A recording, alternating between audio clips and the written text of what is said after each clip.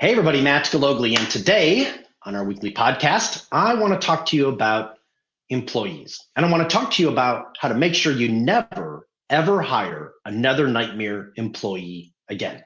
My name is Matt Galogli. I'm the host of the Practice Profit System. I am your guide on everything about how to grow to a seven-figure medical practice and beyond. If you'd like to get some free resources, you can check us out at srpmedicalmarketing.com. That's srpmedicalmarketing.com. Now, let's talk about employees. So we just finished up a 2-day mastermind with everybody in our private client group. So to kind of give you a background, everybody in private client group, they pay a minimum of $24,000 a year to be able to work with me one-on-one. Some pay a little bit more depending on my level of involvement. And they keep that group right at about 15 people. But the most important thing is that it's really a great group because of the fact we are built around a couple of common values. And these common values come out every single time that we meet. We meet a couple times a year. We meet every single month online. This time we did kind of a blend of live and on Zoom. And really what we're doing each and every single time we meet is that we are digging deep into everyone's business. Now, the interesting thing is that I can pretty much tell where people are going to be and have kind of a sense of what the topic is going to be. But one of the big issues that we talked about was employees and staffing. Well, if you're watching this or you're listening to this podcast, you know how challenging it can be to hire people these days. And I certainly have hiring systems. And in the future, I'm going to bring on, hopefully Nancy Schlesinger will talk about her hiring system. She's one of the best that I know. But what I'm going to give you today is I want to give you something that is going to be foolproof that you can use not only with hiring your employees, future employees, how to actually re-educate and reculturize your existing employees, and how to make sure that you have the best patients possible coming into your practice. So it comes down to two very specific things. And the first thing is the vision of your organization. And the second thing is the value. Now, when we get together with my doctors, we have what's called a one-page plan, and they basically plan out their entire next quarter in this one page. And in that, we always start with what's your vision? What are your values? Now, I'm not going to talk about vision today, but I'm going to talk to you about values. And what's even more important, and I got this from my longtime mentor, Rob Berkeley, who unfortunately passed away a number of years ago. But I always like to give credit where credit is due. So I'll tell you a little bit of a story here. So I was running my practices and we were growing like crazy, and we ran into a buzzsaw. All of a sudden we were hiring like crazy and people just weren't meshing and gelling. And Rob had me go through a process of creating values for my organization. Now, values aren't these big, long statements. They are one word, okay? And these one words, we then defined what they meant for our organization. And then I taught them to our team. And that took a little bit of time, but everything we did was built around those values. So in my clinics, our values were reliability, accuracy, teamwork, and enthusiasm. Everything that we did was based on those values. How we solved a patient problem, how we dealt with an angry patient, how we dealt with staff, if they showed up or didn't show up or didn't do their job, everything was based on those values. So we're sitting in the mastermind in this, I'm taking people through the values worksheet. And I also have this other process called the values oil change. Now, the values oil change comes down to 5 very simple questions. And I'm going to reveal those questions to you, a couple of those questions to you in just a moment. I'm not going to share the entire values oil change with you, but I'll share some of it with you so you can understand it. I'll share that with you in just a minute. But first, I think it's important that you understand a couple of things about my values and the values of my organization. So there's actually 5 values to my organization. Okay. 2 of them are like above and beyond from when it comes to me to like picking people to work with. You'll notice that I said choosing who I'm going to work with. Okay, so all of my doctors possess these 2 values. If they don't possess these 2 values, they don't get invited to work with me. Okay, and the second thing is all of my staff, everybody in my team has these two values. You ready for these two values? So these two values are grit, G-R-I-T, grit, and the other is humility, okay? Now let's start with humility. Humility is not meaning that we're like, woe is me, I'm not worthy. That's not, we're not talking the Eeyore process. We are talking about someone who realizes they don't have all the answers, okay? Now, the interesting thing is this is not a trait that I naturally possess. I actually am not a very humble person. In fact,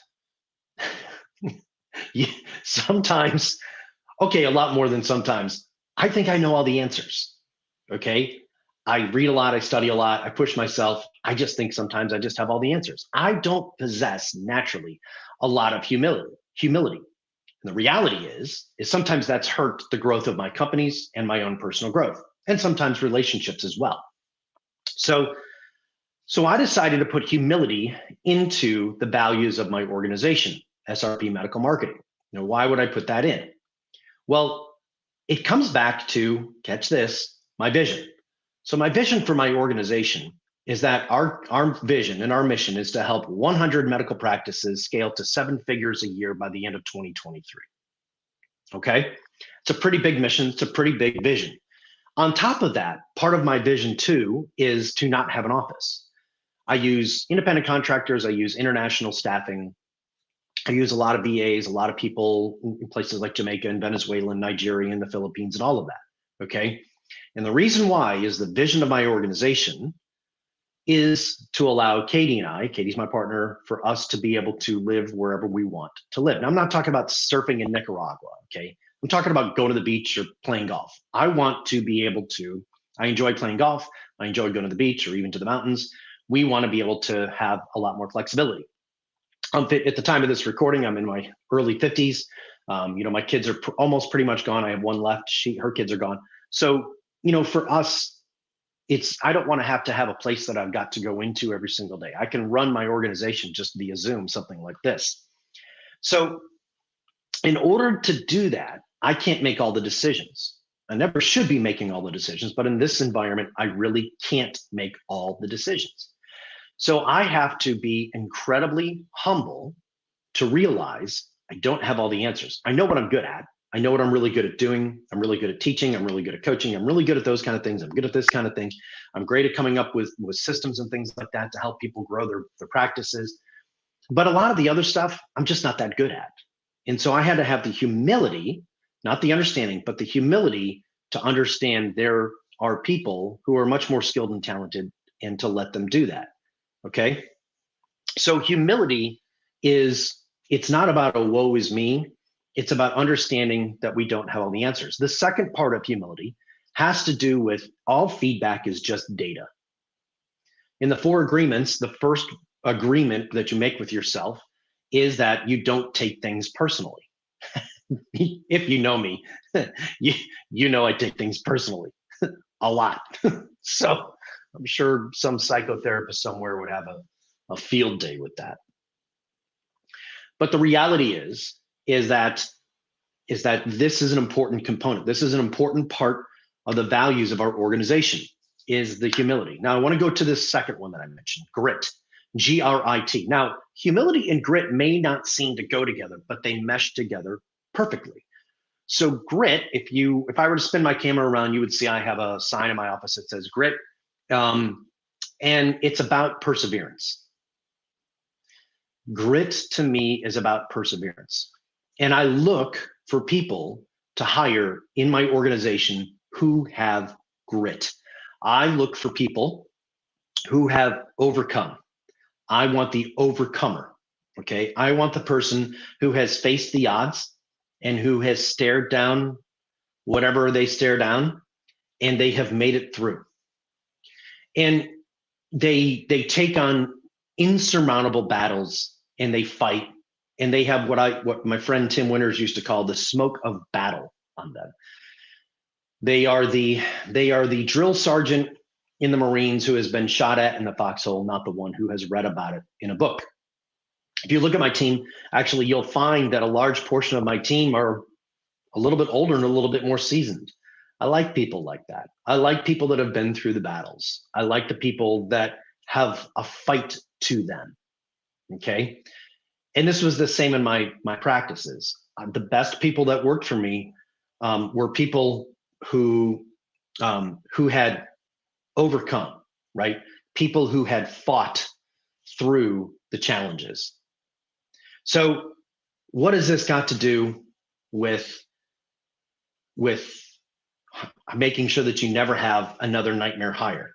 Well, frankly, it has everything to do with it. You see, when I was running the organization, when I was running my practices, this, even though grit wasn't one of my values, the reality was that underneath it was, okay? And I didn't know that at the time, but I was actually looking for a type of person who had this grit, who had this, they weren't going to play victim. They weren't going to be the type of person that, felt that if things weren't going their way, it wasn't their fault. I wanted people that would take ownership. And so when we were talking about these values, we did a thing called values oil change. Now, the values oil change is 5 questions. I'm just going to reveal 2 of them to you right now. So we asked the question of all of our people in our mastermind, in our private client group, based on the values of your organization, what is going well? Based on the values of your organization, what is not going well? Okay. Now, this became a really key point for people to unpack. They started realizing that if they compromised on their values, they compromised on their practice. And they started to realize, well, hold on a second, this staff member isn't really truly living the values. Every decision that you make in your organization has to be based on these vision and values. This is the foundation. This is how you judge and evaluate vendors. This is how you evaluate lead gen companies. This is how you choose them. You don't tell them our values are grit and humility and fun and learning and all of that. You don't tell them that. You look for clues and signs that reveal that. You don't tell a prospective employee that these are your values. You look for clues and for hints that will tell you that they possess these things. Because when you have people that have your matching values, then it's easier to bring them back on course with your organization than it is to try and instill these into them from the organization. So they have to have these. You see, nightmare employees, they want to run the show or think that they know better. Well, in my organization, that's not exhibiting humility. And they would never, ever last if they got hired. That's assuming they got hired. They probably wouldn't make it through the interview process. Your organization has to be in sync. There has to be one way to do things, and it's got to be your organization's way. Not Judy's way, not Frankie's way, not Carol's way. There has to be one way and one way only. These values, as you work on these, will generally come from the things that are most important to you. Especially in a startup or if you have just a couple of employees, I'm not so sure it makes sense for you to get consensus or build buy-in. I think there is a time and a place where you have to say, this is what we stand for. This is who we are, okay? Now, a couple of things on this. I wanna make sure that you understand I'm not talking about, we're all inclusive and all of that. I'm not talking about that. Well, that's important for many, many organizations, and a lot of people talk about that. You have to realize that your employees, your staff are gonna look to make sure that you are living these values first. I'm not talking about long-winded statements. You'll notice fun, learning, humility, grit, okay? These are the values of my organization, which leads me to this last bit. I'll go over a little bit, 15 minutes. Here's what else is interesting.